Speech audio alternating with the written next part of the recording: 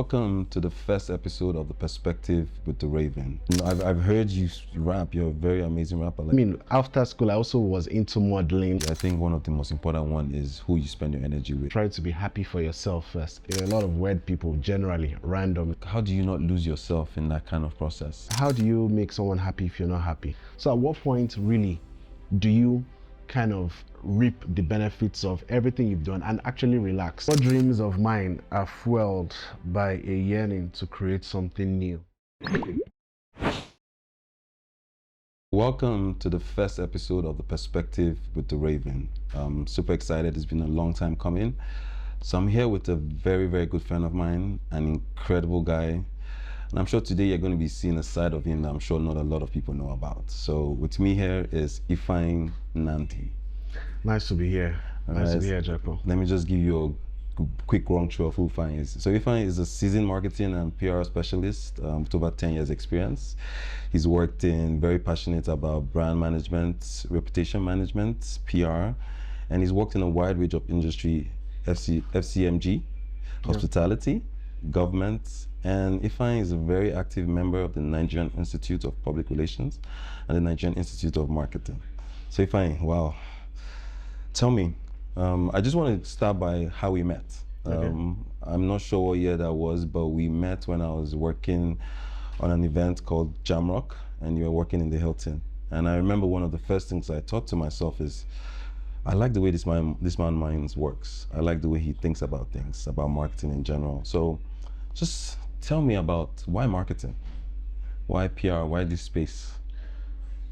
First of all, I'm excited to be here. Let me just get out of the way and all that, but marketing hasn't been, it wasn't something I started with, it wasn't a first love. Okay. And everything like that. But after university, I found out I was able to blend that with a bit of IT. Oh. And the satisfaction from when you're able to essentially deliver on what people want. Everybody has a brainchild, whether they're individuals or like an organization, and they have a goal they want to do. The joy, the smile when that comes to life, from putting it out there. I think that's something that is intangible. You can't quantify it. So I just like the fact that you're able to do something that would bring joy. And everybody has a different ways, by the way. Some people is when they when a doctor takes care of a patient, but in my own case it's like helping people to amplify or meet their business goals, really. So interesting that you said that. So basically I can tell one of the things I liked when I met you was the fact that you like good visibility. Yes. You like things to be done well, and you like it to be done taught you. But you said something about like marketing wasn't your first love. What would you say is or was your first love? So pretty much I had engineering as a background, really, right? In terms of electrical engineering. So that was the angle I was going. But life is can be very dynamic, which is why it kind of has played into the person that I am, very dynamic as well. So I found out that it was a natural, as much as I, studied engineering, and then after I finished, I started, delving into, because I worked then with an FMCG company that you talked about, and then a lot of engineering gave me the sharpness, the ability to quickly make decisions on the spot, make sure that you can do things around drawings and some other thing. And that's the thing, no knowledge is wasted. So, every little thing that we do sometimes or usually has a reason for learning that. And then I started knowing that there are certain principles in engineering that you're going to be able to use for marketing, and I'll give you some examples. So you have to always try to mitigate your risk.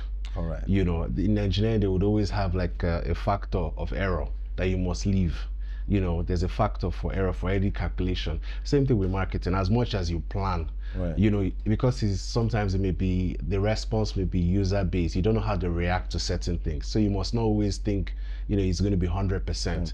But of course, as experts, you're able to tweak and all that. So that's pretty much what it is. Oh, I like that. So you're talking about how you combine your different principles, right? So your engineering background has helped with the way you approach marketing campaigns, yes. I'm guessing. Yes. Has that shaped the way you live your life as well? Just apart from like your professional space, like how has this experience with combining your engineering background with marketing, how's that shaped the way you approach life?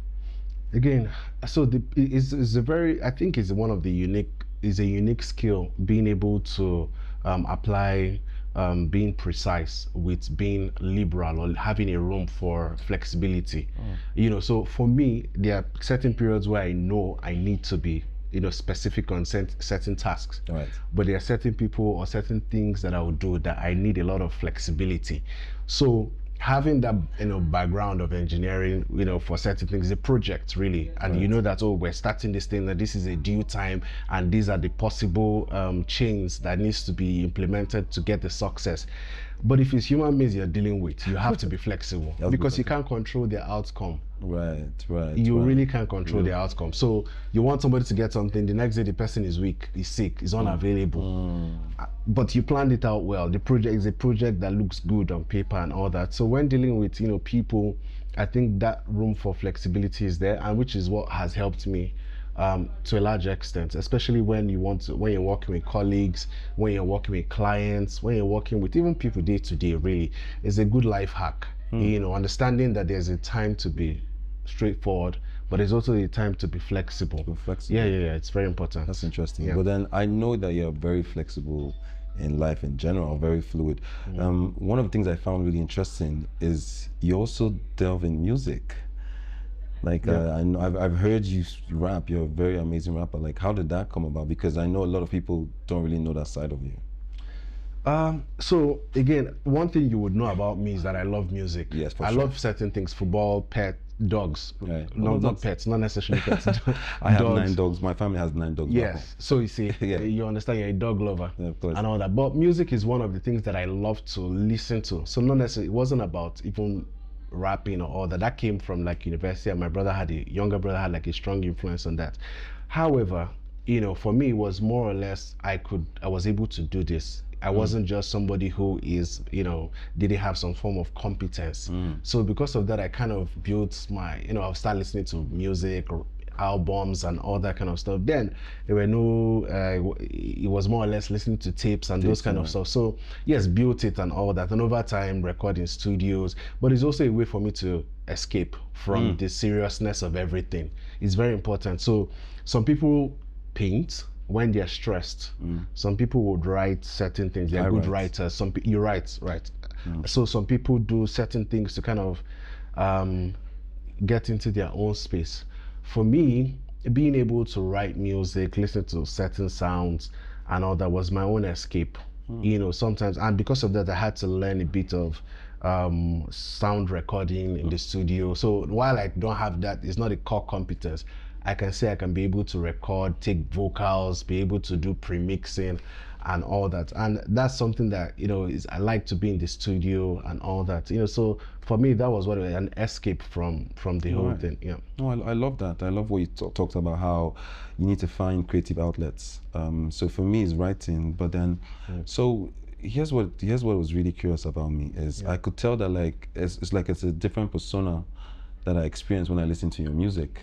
So how is like, do you have like multiple personas for different aspects of your life, or how does that work for you? There are different personas to myself, of course, depending on what you want. So there was a time I was into modeling, for example, and I needed to be able to, pose here, strike a pose, even for adverts, commercial adverts. This was 2012. 2010 thereabout adverts, but there was also some other things I delved into, and I needed a different persona for that. So when you're in the studio, audio studio, for example, there are some times where you need to be more. They will tell you, oh, increase low. You have to do some backups and everything, and that's that. And then when I need to, be with clients and some other things, I have to have a different persona as well. So I think that persona is very important. You just have to match it, or mix and match. No, that's so interesting. So like I like what you said about like, so I'm guessing like for people listening to your music, you want them to be able to feel the emotion behind it.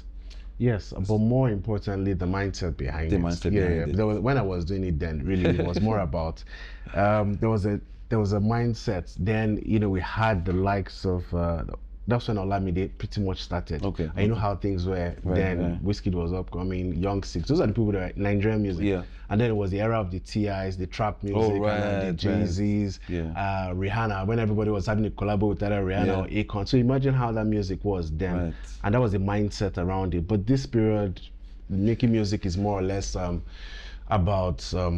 experiences. Do you understand? So the first one is a different narrative, haven't been able to just, starting my life as it were.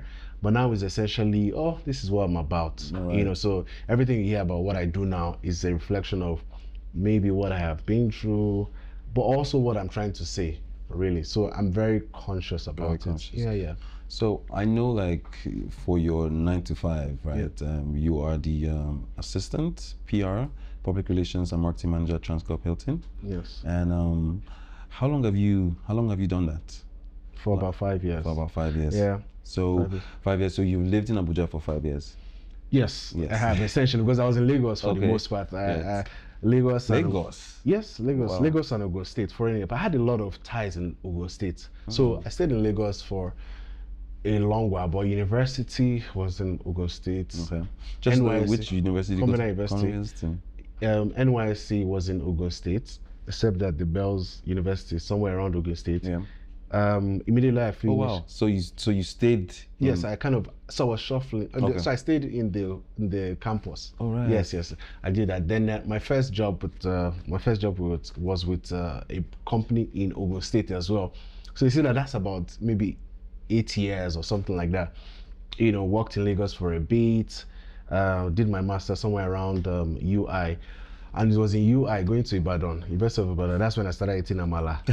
Yeah. Amala changed your life? I've been missing out. I'm just saying it. I know so it was an eye-opening experience. Yes. So the other great. I'm just saying that personally, I started liking and eating amala when I went to University of Ibadan, and it gave me a different concept going to doing my masters, because I was combining it with my day job. So weekends Thursdays I'll have to always go to University of Ibadan, and what I saw was just what I can pick from that was somebody who is combining ability to give back to the clients or the organization, but also yearning for new knowledge. So it's like a sacrifice, and then it was always by road. So you have the risk of always going by road.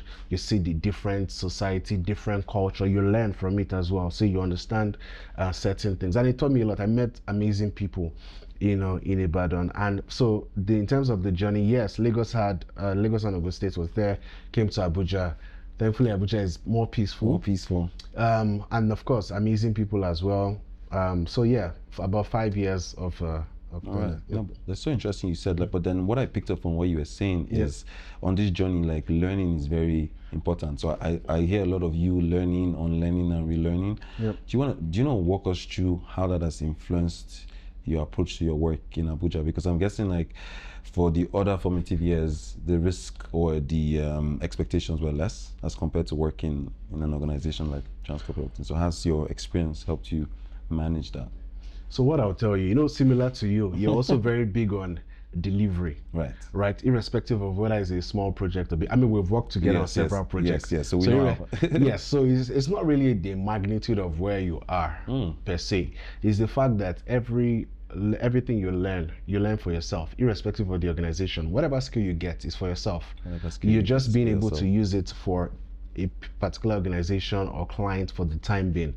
But when you learn how to maybe do a digital campaign, it's yours to get. And that's why I try to encourage people to also pick up skills and not look at it from the angle of using it for a client or so. No, it remains with you forever. For me, I've never really been a fan of perfection. I say this everywhere. Right. In my own view, it might be an illusion, right? It might be an illusion. But what I do believe in is progress.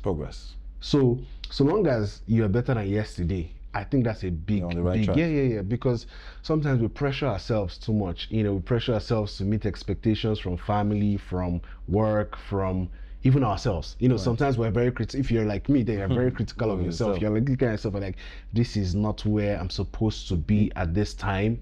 Maybe in terms of you're thinking, I should be being able to have started certain projects or concluded certain projects. So we really should be less harsh on ourselves and kind of focus on progress rather than perfection. That's a candid way I view life. Really. No, I like what you're saying there, because I always say as well, is like, the most important relationship you have is the relationship you have with yourself. And you also talked about kindness. So ideally you have to be kind to yourself too. Oh yes, you have to be honest. Honest first. See, okay. Honesty, integrity.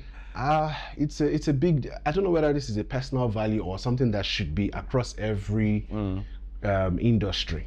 But I will tell you as much as possible that integrity and honesty goes a long way, especially when you're dealing with people. Right. You know, if when you're dealing with the media, for example, you have to, if there are briefs that you're not able to give them, if there are things that are demanded that may not be available, if there are things that you would want to put out, but possibly in terms of information, you have to be honest with them to a large extent. Because what happens is that when you come to a period where you kind of need them, they would or where you need a favor, is integrity they will most likely use to judge it. Like, oh, if this person had this, I think he would come through for me, and all that. And the same thing with maybe other spheres of, if you're dealing with, you know, with relationships and all that, integrity counts a lot, because I think in business it's not just about money, it's about emotions. You know, people kind of exchange money for emotions, what the money will get you, what the result of what the money in terms of business, so that it gets you big deals for being able to expand, to invest and all that. So it's I think business is an emotional decision, and when you're having an emotional decision, then emotional intelligence should count. Do you get? So this is my personal view. No, but it makes sense now. That's why we're here, it's perspective. Yeah, we're hearing your perspective. Yeah, so this is my own perspective. So, but I guess this has also fueled like your approach to reputation management. I know that you're very big on reputation management. And so listening to you, what I'm getting is that like you're very particular about how you carry yourself. Just even the way like us doing this together, like behind the scenes, the way you've conducted yourself is like, it doesn't matter whether you're getting paid for it or whether it's a huge amount of money. You just come with your best. Yes. Because that's your currency. Yes. Your currency, like you said, is the reputation that you get. And there are a lot of things when people talk about reputation, they really don't really understand what it means. You know, when you really understand that you have to protect and fight for your reputation, then I think that's where the integrity or honesty comes. Because when people make decisions about you, whether they're taking as a client or that, it's the reputation you've built that you're able to use to judge you. It's not the clout you claim. It's not how the charade and everything. It's the reputation, because they're going to make financial investments. Right, and they need to be sure. They need to be sure, and they need to be sure that, you know, if something is going south, because sometimes clients or people just want honesty. I cannot do this. Yes. I would delay on this. It's just the basic honesty. But when you are unable to transmit that in terms of communication, you know, it kind of taints your reputation. You know, there's something that I think it was Alibaba said when we had when the Nigerian Institute of Public Relations had its AGM last year, and he said, when he was receiving his award, he said Jesus was also very concerned about reputation, and he asked his disciples and said, what do people say about me? So if Jesus could ask, what do people say about me, it's like his, you know, to an extent, yeah, he needed to, then he now asked them, okay, what do you? So these are things sometimes we may not necessarily be able to ask people, what do people say about me? But the results, the gigs, and other things will just kind of tell how people place you. Right.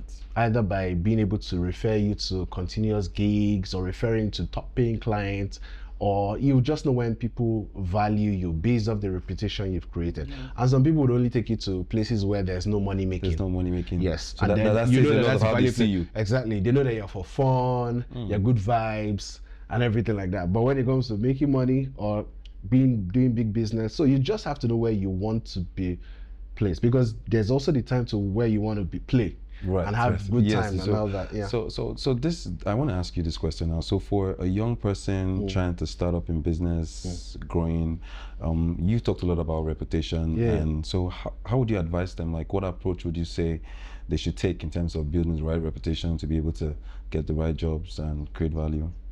I think one of the things that I would, if I were to go back in time to this, to try and learn to read more in terms of books and things just in your space. If you have somebody you're trying to model, like a role model, I think it's very important to kind of have somebody in mind, mentorship, or a business in mind that you would like to replicate, and possibly look at, you know, the steps that were being taken. You might not be able to take those steps. Some of them may be financial steps, some of them may be networking steps, or just opportunities, but there are principles you can always take. And that's what I say. Principles are usually, most of the time, don't have a financial side to them. And I'll give you an example. If you're working with a multinational, a big multinational, there, of course, they're making money, revenues are great and all that. But part of what helps them is their brand guidelines, their SOPs. Some of these things are punctuality. Some of these things are communication, internal communication, external communication. Some of these things are just little things that a small business can actually do. Do you understand? I mean, just regular bookkeeping. I came by this time, I did this, I spent X amount of time here, I submitted this. Those things don't require money. You don't need to be a big company. You don't need to be. There are things that don't have, but I assure you that those are principles. So for growing up, you just have to match your vision with principles. It's just so important. So I believe in principles when you're starting up, and those things will guide you, because sometimes as the business owner, you're not able to transmit the vision and the principles to your team, and then they kind of grow on that, and it becomes a template for reproducing.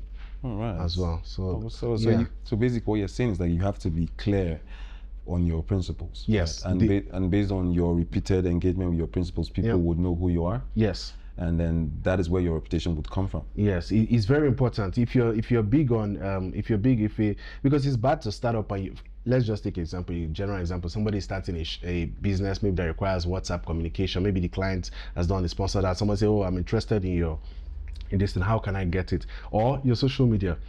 If you have a reputation of replying late, it's already bad. And it doesn't take money to reply early. Do you get what I'm trying to say? Like, it doesn't take money. It just takes dedication, knowing that, if I'm running an ad, chances are people will start reaching out to me, especially if it's ready. So you have to be ready for that. Do you get why using your business page to engage in wars? Like, you have a corporate page and somebody, a popular blogger, posts something, and you use your business page to abuse somebody or other. You don't have to be a big company to know that. Maybe information will help you in terms of aligning, but you see that again, it's just about protecting your reputation by doing the right things with using the right principles. I like that.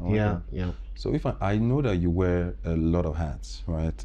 Professionally, personally, how are you able to balance it? Like, from a wellness perspective, like, I'm very big on mental health, and one of the things I appreciate about you, like, I know that, like, it's not like life is completely easy for you, but you have a way of having a positive outlook and just always being in the right frame of mind. So I'm curious, and I'm sure like our listeners will be curious as well. It's like, how are you able to balance it all and just maintain your positive demeanor? I'm somebody who likes to stay indoor, watch movies. Sometimes I go out as well. I mean, I could be that. And I know you're going to, after this, I need you to also kind of explain how well people in the corporate spaces or even entrepreneurs should be able to prioritize their wellness. It's very important. Of course. I've tapped a lot from that, but I mean, I'm here, I might as well give free expo to them. But yes, that's it. And relaxation. So it's funny you said this, because I have a business that is running. Essentially it caters to people who are waist standing for the most part. So it's like an electronic foot massage. Oh, right? Yeah, it's electronic foot massage. And everything we do, the weight of the body is on the feet. And we have people in different spaces who really depend, like their feet is their money. Yeah. People like event MCs, people like camera guys, photographers, people into hostesses, a lot of people, police people in hospitality, when they stand. Generally, people go to work, wear shoes and all that stuff. Like, just even being able to move. People but we do all types of other sorts of relaxation, body massage and everything. But the feet is being is being ignored, and so that was like a reason why. And I just realized that I never knew, but that having a very relaxed muscle kind of helps in terms of sending the signal to the brain to relax more. Oh, wow. So this was out of a quest of how best can I kind of give back to people, and they know that they can relax, and that's what formed the legroom therapy. That's so interesting. So so what I'm getting from you is that, like, the soundness of your mind in general and your just general wellness can be tied to, like, yes, definitely. Really? And it helps with productivity as well. Okay. Yes, it helps. I'm guessing like there's some level of like help with blood flow as well. So generally what it does, I wouldn't want to be too technical, but what it does is to help in terms of blood flow, releases the tensions of your muscles and everything like that. So you have like feet that are not sore and all that kind of, all those things make you move more, relax better, and it's productivity. So you sleep early, or you sleep better, and then you wake up the next day, you're good. Yeah, more relaxed. Yeah, you're more relaxed and all that. So back to my question, what would you advise? Let me ask the question. Well, okay, of course, Yeah. So In terms of people in the corporate space, you see how busy it is for us, but not even the corporate space, the entrepreneurs, the guys behind the camera, how they have to go for their different gigs, they have to meet different clients, they have to do, sometimes they stay. How can we continuously push the narrative of them prioritizing their own self, because they are their value, they are their money, so how can they invest in all this? So I think for me, something you said really struck as well is you find that you're more relaxed in a space that you know more about, right? And one of the things I've learned personally is to always try to be as informed as possible, right? Do my research, do my homework, know what this is about, because I find that because of that, I'm more relaxed when I'm in different work, professional conversation, because I'm working in there knowing what I know and knowing what I don't know. Another thing that you said as well is like for business, another thing that you need to be able to say, this is where my strength stops. And for you to do that, you need to know. I'm also a big fan of having outlets, creative outlets. I feel we have a lot of suppressed emotions because of how the world is, and especially being an African man. Like you have to put up a certain kind of front that you're solid even when you're not. I don't completely subscribe to that, but I understand it, right? Yes. However, I feel like for you to be able to maintain that manly demeanor, like you have to find ways to express, right? You have to find outlets where you can be vulnerable. But I also think what I've learned recently is the power of being comfortable being vulnerable, right? It kind of takes some weight off your shoulder, right? Being able to have real conversations, I find, because some of the conversations that me and you have, right, when we're talking about like, guy, how are we doing? What is up? I know this happened to you. I find that is very, very important. You want to know how to spend your energy, I think. So know what energy you spend on work. There's more energy you spend on fun. When it comes to spending energy, I think one of the most important one is who you spend your energy with and on. In terms of the people in your life, you have to know what people get what energy. And I think that was one of my greatest issues, because especially like us, that we always want to create value. We always want to be impactful in our relationships, whatever. I found that like sometimes it's selfish of us because we want to have this messiah complex where we feel like we can save people, and it's not always for them. It's more about us feeling good. So I feel like you have to find a way to feel good without tying it to somebody else, right? Find a way to. So I think the most place you need to spend energy is with yourself, right? And then typically, I'm also someone that I try to play sports. I play football 3 times a week. Yeah, I do too. Yeah, so I think being physically active, and that's what you said about like what you and the team at Leg Room Therapy are trying to do. I never used to think about massages as being important, right? Spas, right? But I also remember you gave me a treat once with the spa at the Hilton, and it was a really good feeling, right? Because after it, it's like, you have to take care of yourself, I would say that, regardless, because you are your only machinery that you have full control over. So I think taking more accountability for myself and my actions makes me feel less pressure, because like you said, you can't control people. You can't control the moving pieces. So now I've learned to just control the factors I have power over and leave the rest to God. Yeah, so fine, you're asking me now, you're done with the questions. I'm done. I think you've been able to get some things. Yes, of course. So, but you're our guest here today. Yeah. So if I, as well, like, I know you work a lot in hospitality, is about people. Yeah. Right. Very, very deep rooted in hospitality, and I know you get to deal with a lot of different people, and I know some of them fun, some of them not so much fun. It's like, how do you not lose yourself in that kind of process, right? Because it almost feels like you have to mirror their energy. So how do you mirror energies without becoming the energy that you're mirroring? I don't know if that makes sense. That's a very good, question. Sense. And I don't want to tie it to hospitality. Okay. Right. It's just hospitality. Okay. It's great in the angle you asked. I'm saying that, but I would, if I'm going to approach it, it's not necessarily, again, it still boils down to dealing with people, and it's not a hospitality thing. That's what I'm saying, right? Sometimes it's products, sometimes it's services, right? Being able to I know there's a lot of personality in it. I'm a happy person. I try to be a happy person, But most you know, parts. for the most part.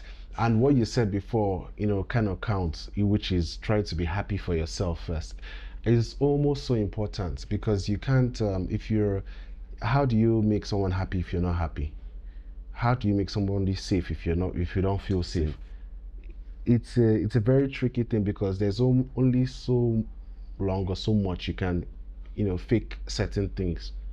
Because when the pressure turns up, that's where your attitude turns up. So if you're somebody who naturally, and you can work on characters to make it better, really. So even if someone doesn't have the demeanor or whatever to be hospitable or this thing, it's something that can be worked on consciously and probably over time, right? But for hospitality, one thing has really helped is that because it's so human based, like because you're rendering services every day and all that, it kind of brings out the true person in you. So if you're not somebody who likes people, it will expose you. I promise you that. It will expose you. Because I love people, and it doesn't mean I don't weird people. There are a lot of weird people generally, randomly, and all that. But because I love seeing happy faces, so it was a good match, really. Because we create certain things, and you see people being happy, you surprise them every now and then, and all that. And even when they have down times, I have enough energy. I think I have enough energy to kind of counter those things. The only thing is, when you're used to giving out so much, or when you're used to being people centric, right? The challenge there is that you forget yourself and realize that you need to take care of yourself. Sometimes we get too busy focusing on others without realizing that you need to focus on yourself. Like you need to if you're working in a hotel, you need to at some point go to a hotel and relax. To relax. You need to go try out a new restaurant. You don't need to always be the person serving. You have to take care of yourself too, because guess what? At the end of the day, there's a point where you need inspiration. Your creative juice seems to be drying up, and all that. So for people in different fields, if you're a creative person, you're a photographer, videographer, content creator, you're getting at some point be the person on the receiving edge, receiving side, as it were, because you need to really tone down. Your body will tell you certain things, and you don't want to lose the fight against your body or your mind. You just don't want to. That's a battle you must never lose. So there's that. For us who like to give service to people, the danger is that we keep on giving service. We don't appreciate the little things. You don't be in a position where you receive this service, and you should be. Yeah, because you need to get that feeling of you're as much as you want to create value, you want to receive value. You want to feel appreciated. You want to feel So that's the danger I have seen in terms of being in the space of us. You keep on wanting to give, and you forget to get. So interesting. Like there's just something that kept on coming to my mind when you were speaking. Someone said like you can't pour from an empty cup, right? So you have to be mindful of you putting things to have the content to be able to pour with people. So this has been such an amazing conversation, but I have one more thing on the agenda. There's a game that we're going to play. It's called Card of Thoughts. Okay. So what's going to happen now is in this box, there are some cards with some deep, thought-provoking questions. Wow. Questions that would make you think a bit deeply. So I'm going to maybe shuffle it so that it seems a bit fair. So that you can pick whatever. If you're uncomfortable with the question, we can slide, because it might be a bit more sensitive than you like to appear in front, or more vulnerable than you like to appear. Yeah. We're here for it. Okay, fair enough. We're here is our perspective. We're here to issue our perspective. So let's delve in. So this is probably going to be the deepest one. So maybe you pick however you want to go. Do you want to pick from top? Let me do from top. So do I read it? Okay. Let me read it so that. Okay. Right. No, I think it's better you read it because it's personalized, right? So you read it, and then you answer it. What dreams of mine are fueled by a yearning to create something new? What dreams of mine are fueled by a yearning to create something new? I've always been someone who believes that I don't need to work so long to stay relevant. I'm not in that school of thought. So my approach to work, right, and approach to life is such that having expended a lot of time instead of investing in myself, in other persons, and in work or businesses or clients, I should be able to have similar time for myself. And I'll give you an example. If we do it, if you educate yourself from say age 3, 4, 5 up until say 23 thereabout, you walk till maybe like 30, 40, that's already like 40 years of your life, trying to do so. Not everybody is able to have fun during that period. So I believe, why can't I create structures during these active years that would make me actually relax for the next 20 years? Because at that point it's like enjoying the fruit of your labor without necessarily laboring, if I can. But you've labored, don't get me wrong, you have done the work. So not to feel guilty is as if no, you're just enjoying. No, you had the period where you worked, you started as an intern, you did this and you did it for years. So at what point really do you kind of reap the benefits of everything you've done and actually relax? So that's a philosophy that has always been in my mind and has always guided me. So it's more or less, oh, we need to create value for a lot of people and we need to enjoy ourselves after. I believe in playing harder than you work, but working very hard so that you play harder, if that makes sense. That makes sense. No, I like that. So fine, thank you so much. This has been such an insightful conversation. I've picked up so much from you, and I also, the way you're signing off with this about like the importance of working hard enough so that you can play. So I guess what I'm really getting is the fact that like you have to see life as a continuous journey. Yes. Right? So like it's for you. You don't sound like someone that thinks the working would stop, but you want to work to a point where it's almost more seamless. Yes. It kind of reminds me of one of my favorite rap song, Lupe Fiasco. It's called Kick, Push, Coast. Right, and he just talks about like when you're trying to skateboard, right?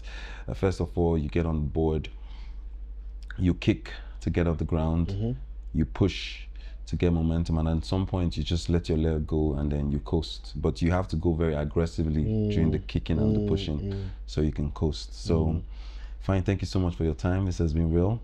Yes, I mean, I'm so glad to be here.